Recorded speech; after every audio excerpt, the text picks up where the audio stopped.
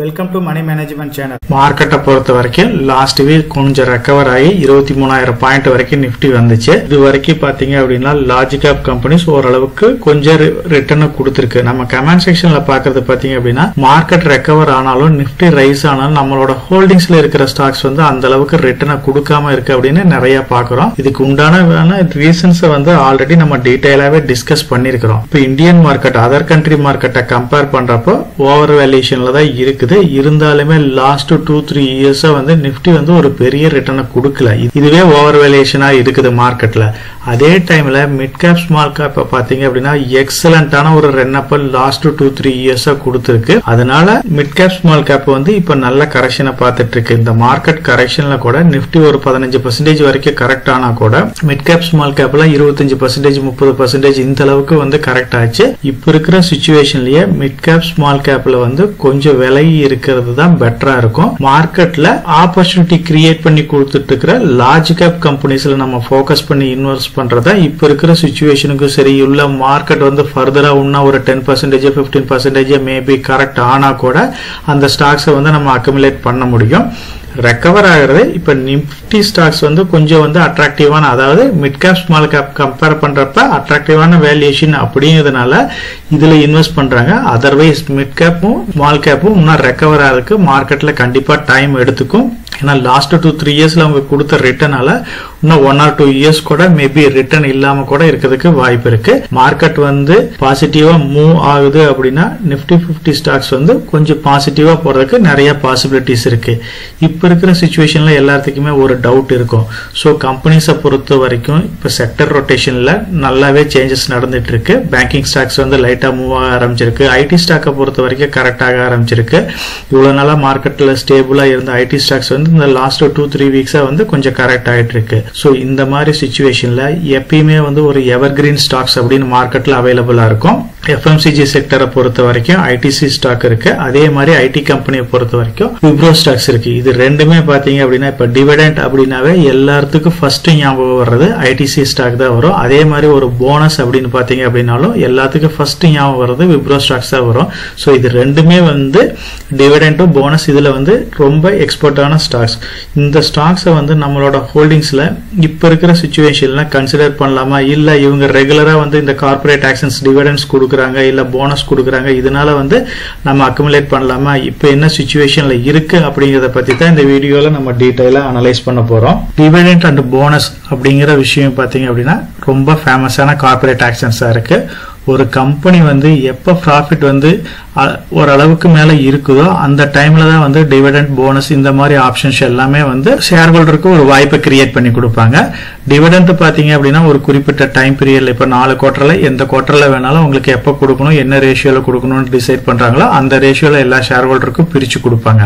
அதே போனஸை பொறுத்த வரைக்கும் பாத்தீங்க அப்படின்னா நம்பர் ஆஃப் இப்ப சிங்கிள் ஸ்டாக் இருக்குன்னா ஒரு பர்டிகுலர் ரேஷியோல நம்பர் ஆஃப் ஸ்டாக்ஸை வந்து பிரிச்சு கொடுப்பாங்க. இப்போ சப்போஸ் இதுல வந்து பிரைஸ் எந்த சேஞ்சஸ் இருக்கும் ஆனா டோட்டல் வேல்யூல பெரிய சேஞ்சஸ் இருக்காது. இப்ப விப்ரோ ஸ்டாக்கே எக்ஸாம்பிளுக்கு ஒரு 300 ரூபாய் இருக்கு அப்படின்னா அந்த ஸ்டாக் வந்து இப்ப 3 ஸ்டாக்கா பிரியுது அப்படின்னா 100 ரூபாய் 100 ரூபாய் 100 ரூபாய் இந்த மாதிரி தான் பிரியுமே ஒழிய இதுல டோட்டலா பாத்தீங்க அப்படின்னா இந்த 3 ஸ்டாக்குக்கும் உண்டான டோட்டல் வேல்யூ சிங்கிள் ஸ்டாக்குக்கு உண்டான டோட்டல் வேல்யூ சேமா தான் இருக்கும். சோ அதனால போனஸை பொறுத்த வரைக்கும் இமீடியட்டா வந்து எந்த ஒரு பெரிய ரிட்டர்ன் கிடைக்காது.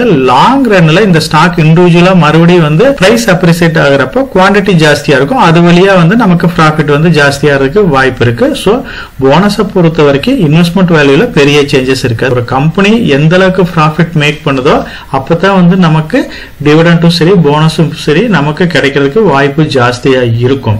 இந்த ரெண்டு கம்பெனிகளை பத்தி நம்ம டீடைலாவே ஆல்ரெடி நிறைய டைம் டிஸ்கஸ் பண்ணிட்டோம். அந்த வகையில டிவிடெண்டை பொறுத்த வரைக்கும் பாத்தீங்க அப்படின்னா லாஸ்ட் ஒரு 6-7 இயர்ஸ் ஐடிசியோட ஹிஸ்டரியை எடுத்து பாத்தீங்கன்னா கூட எக்ஸலண்டான ஒரு டிவிடெண்ட் ஹிஸ்டரி இவங்களுக்கு இருக்கு. 18-19 5 ரூபாய் வரைக்கும் கொடுத்துட்டு இருந்தாங்க. 20 பாத்தீங்க அப்படின்னா 10 ரூபாயா இருந்துச்சு. 21 10 ரூபாய், 22 11 ரூபாய், 23 15,000 ரூபாய், 24 13 ரூபாய் 75 காசு, 25 பொறுத்த வரைக்கும் பிப்ரவரி மந்த்ல ஒரு 6,000 ரூபாய் கொடுத்திருக்காங்க. சோ ஐடிசி ஸ்டாக்கை பொறுத்த வரைக்கும் நல்ல டிவிடெண்ட் கொடுக்கிற கம்பெனியா தான் இருக்கு. ரீசெண்ட் டைம்ல இவங்க டிவிடெண்ட் மட்டும் இல்லாம ஐடிசி ஸ்டாக்ல இருந்து ஐடிசி ஹோட்டல் ஸ்டாக் வந்து தனியா டிமெர்ஜ் பண்ணாங்க. இதுவுமே பாத்தீங்க அப்படின்னா 10:1 ரேஷியோல எல்லாத்துக்குமே ஒரு ஹோட்டல் ஷேர் கிடைச்சிச்சு. அதுவும் இப்போ மார்க்கெட்ல நல்லா பர்ஃபார்ம் பண்ணிட்டு இருக்கு. இப்ப ரீசெண்டா இந்த லாஸ்ட் 2 டேஸ்ல ஐடிசில இருந்து ஐடிசி ஹோட்டல் பிரிஞ்சதுக்கு அப்புறம் இது பழைய அதோட ஆல் டைம் ஹை இப்ப ஐடிசி ஹோட்டல் ரீச் பண்ணிட்டு இருக்கு. ரீச் பண்ண இந்த டைம்லயே பாத்தீங்க அப்படின்னா பேட்டோட செல்லிங் பிரஷர் வர்றதுக்கு கூட வாய்ப்பு இருக்கு அப்படின்ற மாதிரி இப்ப மார்க்கெட்ல நிறைய நியூஸ் இருக்கு. சோ அதனால மார்க்கெட்டை பொறுத்த வரைக்கும் ஐடிசி வந்து டிவிடெண்ட் ஹிஸ்டரி இருக்கிற ஸ்டாக், அதே மாதிரி நல்ல ஃபியூச்சர் growth இருக்கிற ஸ்டாக். இப்ப கரண்டா பாத்தீங்க அப்படின்னா 500 ரூபாய்க்கு மேல போன ஸ்டாக் இந்த ஐடிசி ஹோட்டல் ஸ்டாக் ஸ்பிளிட்டுக்கு அப்புறம் பிலோ 400 கீழே போயிட்டு இப்ப 400 பிளஸ் ஆர் மைனஸ்ல வந்து ட்ரேட் ஆகுது. சோ மார்க்கெட்டை பொறுத்த வரைக்கும் இதெல்லாம் வந்து ரொம்ப ஸ்டேபிளா இருக்கிற ஸ்டாக்ஸ்.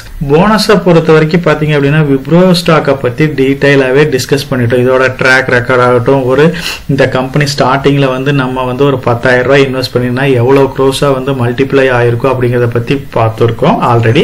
அதே மாதிரி இது பழைய ஹிஸ்டரி தானா அப்படின்னு கேட்டா ரீசன்ட் டைம்ல கூட லாஸ்ட் 10 to 15 இயர்ஸ் இன்வெஸ்ட் பண்ணவங்களுக்கு கூட இது ஒரு நல்ல வெல்த் கிரியேட் பண்ணிட்டு இருக்கு. மார்க்கெட்டை பொறுத்த வரைக்கும் 81ல ஒரு போனஸ், 85ல ஒரு போனஸ், 87ல ஒரு ஸ்பிளிட், 89ல ஒரு போனஸ், 92ல ஒரு போனஸ், 95ல ஒரு போனஸ், 97ல ஒரு போனஸ், 99ல ஒரு ஸ்டாக் ஸ்பிளிட், 2004ல ஒரு போனஸ், 2005ல ஒரு போனஸ், 10ல ஒரு போனஸ், 17ல ஒரு போனஸ், 19ல ஒரு போனஸ், லாஸ்டா 24ல ஒரு போனஸ். இந்த அளவுக்கு வந்து நம்பர் ஆஃப் டைம்ஸ் வந்து இவங்க போனஸும் ஸ்பிளிட்டும் பண்ணியிருக்கிறாங்க. ஐடி செக்டரை பொறுத்த வரைக்கும் எல்லா கம்பெனியும் கம்பேர் பண்ணாலும் விப்ரோ ஸ்டாக்ஸ் தான் நம்பர் ஆஃப் டைம்ஸ் வந்து போனஸ் டிக்ளேர் பண்ண கம்பெனியா இருக்கு. அதர் கம்பெனியை கம்பேர் பண்றப்ப விப்ரோ ஸ்டாக் அதாவது ஆல் டைம் ஹைல மார்க்கெட் 26,000 பாயிண்ட்டுக்கு மேல இருக்கிறப்ப கூட இந்த கம்பெனி பெரிய அளவுக்கு கொஞ்சம் பர்ஃபார்ம் பண்ணாம தான் இருந்துச்சு. இப்ப ரீசெண்டா வந்து ஒரு 6 மந்த்ல எக்ஸலண்டான ஒரு இந்த மார்க்கெட் கரெக்ட் ஆனதுக்கு அப்புறம் இந்த ஸ்டாக் வந்து நல்லா பர்ஃபார்ம் பண்ணிட்டு தான் இருக்கு. இப்பயுமே வந்து இப்ப ஐடி செக்டர் கொஞ்சம் கரெக்ஷனால பாத்தீங்க அப்படின்னா இந்த ஸ்டாக்கும் வந்து கொஞ்சம் கரெக்டா இருக்கு.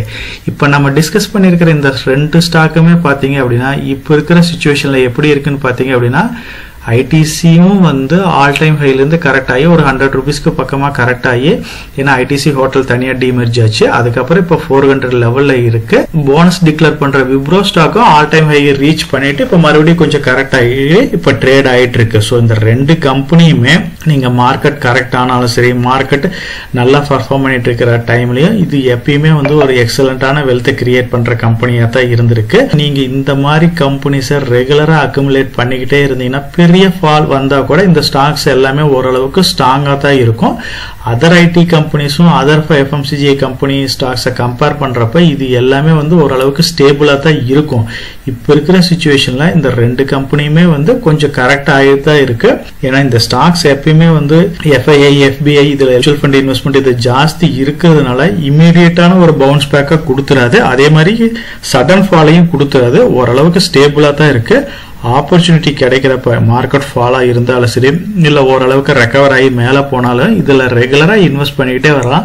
ஒரு long run about 10 years 15 years இந்த மாதிரி டைம்ல இந்த ஸ்டாக்ஸ் எல்லாம் வந்து நமக்கு ஒரு எக்ஸலண்டான வெல்த்தை வந்து கண்டிப்பா கிரியேட் பண்ணி கொடுக்கும். நம்ம சேனல்லயே பாத்தீங்க அப்படின்னா எப்படி வந்து ஒருத்தர் வந்து போர்ட்போலியோ வந்து கிரியேட் பண்றது, அதுல ஒரு போர்ட்போலியோல எவ்வளவு ஸ்டாக்ஸ் இருக்கணும், ஒரு டார்கெட்டை செட் பண்ணி அதுக்கு எப்படி ஒர்க் பண்றது, ஒரு லாங் டைம் இன்வெஸ்ட்மெண்ட் கோலுக்கு எப்படி கிரியேட் பண்றது, ஒரு ஸ்டாக்ஸ்ல எவ்வளவு இன்வெஸ்ட் பண்ணலாம், ஒரு ஸ்டாக்கை செலக்ட் பண்றதுக்குள்ள என்னென்ன பாராமீட்டர்ஸ் எல்லாம் செக் பண்ணணும், இதை பத்தி நம்ம கம்ப்ளீட்டா டிஸ்கஸ் பண்ணியிருக்கோம்.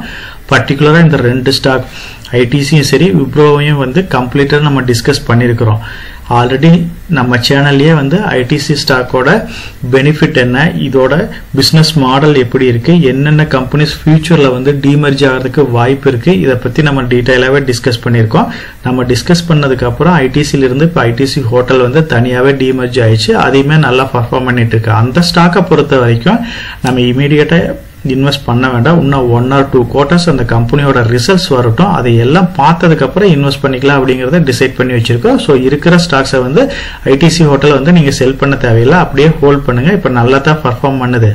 ஒருவேளை பிரிட்டிஷ் அமெரிக்கன் டொபாக்கோ வந்து செல் பண்ணாங்க அப்படின்னா இந்த ஸ்டாக்லயே ஒரு நல்ல ஆப்பர்ச்சுனிட்டி கிடைச்சிச்சு அப்படின்னா அதுக்கப்புறம் இந்த ஸ்டாக்கே வந்து ஐடிசி ஹோட்டல் ஸ்டாக்கே நம்ம ஃபோக்கஸ் பண்ணலாம். ஐடிசியை வந்து நீங்க ரெகுலரா வந்து கன்சிடர் பண்ணிக்கிட்டே இருங்க. அதே மாதிரி விப்ரோ ஸ்டாக் வந்து இப்ப ஐடி செக்டரோட கரெக்ஷன் வந்து ஸ்டார்ட் ஆயிருச்சு செக்டர் ரொட்டேஷன்ல. அதனால ஐடி ஸ்டாக்ஸ் எல்லாமே கரெக்ட் ஆகுது அப்படின்னா கண்டிப்பா இந்த ஸ்டாக் வந்து ஒரு நல்ல ஆப்பர்ச்சுனிட்டியை கிடைக்கும். அதர் ஐடி கம்பெனி கம்பேர் பண்றப்ப பாத்தீங்க அப்படின்னா விப்ரோ ஸ்டாக் வந்து நல்ல ஒரு அட்ராக்டிவான பிரைஸ்ல தான் இருக்கு. ஸோ அதனால லாங் டேர்ம் பாயிண்ட் ஆஃப் வியூல இந்த கம்பெனியுமே வந்து நம்ம கன்சிடர் பண்ணலாம். ஸோ இப்போ டிஸ்கஸ் பண்ண ஸ்டாக்ஸ் நீங்க இவங்க வந்து டிவிடெண்ட் அனௌன்ஸ் பண்றாங்க இல்ல போனஸ் கொடுக்குறாங்க, இந்த மாதிரி கார்பரேட் ஆக்ஷன்ஸ்க்கோசரம் நீங்க இந்த ஸ்டாக்கை வந்து கன்சிடர் பண்ணணும்ன்ற அவசியமே கிடையாது. நல்ல ஃபண்டமெண்டலான ஸ்ட்ராங்கான companies long term point of வியூல இந்த கம்பெனிஸ் எப்பயுமே வந்து நம்ம ஃபோக்கஸ் பண்ணலாம். மார்க்கெட் ஃபால் ஆனு சொல்லி இல்ல ஓரளவுக்கு மார்க்கெட் ஹைல ட்ரேட் ஆயிட்டு இருந்தாலும் இது வந்து ஓரளவுக்கு அட்ராக்டிவான பிரைஸ்ல தான் இருக்கும். இந்த ரெண்டு ஸ்டாக்கே வந்து நீங்க ரெகுலரா வந்து இன்வெஸ்ட் பண்ணிக்கிட்டு இருக்கலாம். நம்மளோட போர்ட்ஃபோலியோவை பொறுத்த வரைக்கும் டிவிடெண்ட் ஸ்டாக்ஸ் தான் இருக்கணும், போனஸ் ஸ்டாக்ஸ் தான் இருக்கணும் அப்படிங்கிற மாதிரி நம்ம மைண்ட் செட் பண்ணாம நல்ல growth இருக்கிற பிசினஸ் மாடல் இருக்கிற கம்பெனிஸ்ல இன்வெஸ்ட் பண்ண மட்டும்தான் வந்து ஒரு எக்ஸலண்டான வெல்த்தை வந்து நம்ம கிரியேட் பண்ண முடியும். ஷார்ட் டைம்ல நடக்கிற கார்பரேட் ஈவெண்ட்டுக்கோசரம் வந்து நீங்க எந்த ஒரு ஸ்டாக்கையும் வந்து கன்சிடர் பண்ணிடாதீங்க.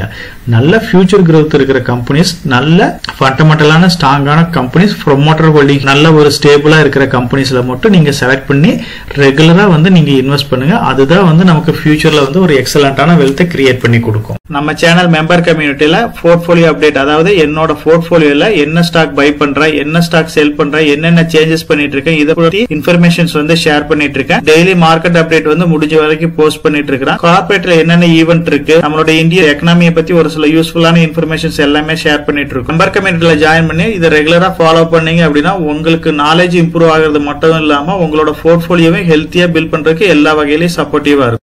இப்ப டிஸ்கஸ் பண்ண இன்ஃபர்மேஷன் எல்லாம் உங்களுக்கு யூஸ்ஃபுல்லா இருக்கும்னு நினைக்கிறேன். இந்த வீடியோ உங்களுக்கு யூஸ்ஃபுல்லா இருந்துச்சு அப்படின்னா நம்ம சேனலை வந்து சப்ஸ்கிரைப் பண்ணுங்க, நம்ம வீடியோவை லைக் பண்ணுங்க, ஷேர் பண்ணுங்க. கமெண்ட் செக்ஷன் ஓப்பன்ல தான் இருக்கு. சோ இந்த வீடியோ பத்தி உங்களோட ஒப்பீனியன் என்ன, இதுல என்னென்ன டவுட்ஸ் இருக்கு அப்படின்னு நீங்க கமெண்ட் செக்ஷன்ல போஸ்ட் பண்ணீங்க அப்படின்னா உங்களுக்கு மட்டும் இல்லாம நம்ம வியூவர்ஸ் எல்லாத்துக்குமே நல்ல ஒரு சப்போர்ட்டிவா இருக்கும். நான் ஒரு செபி ரிஜிஸ்டர்ட் அட்வைசர் கிடையாதுங்க. நம்ம சேனல்ல போடுற வீடியோக்கள் எல்லாமே வந்து பாத்தீங்கன்னா எஜுகேஷனல் ஆர் இன்ஃபர்மேஷன் பர்பஸ்க்கோசரம் போஸ்ட் பண்ற வீடியோக்கள் தாங்க. இன்வெஸ்ட்மெண்ட்னா கண்டிப்பா ரிஸ்க் இருக்கும். அதனால நீங்க உங்க பினான்சியல் அட்வைசர் டிஸ்கஸ் பண்ணியோ இல்ல நீங்களா ஓன் டிசிஷன் எடுத்தோ இன்வெஸ்ட் பண்ணுங்க.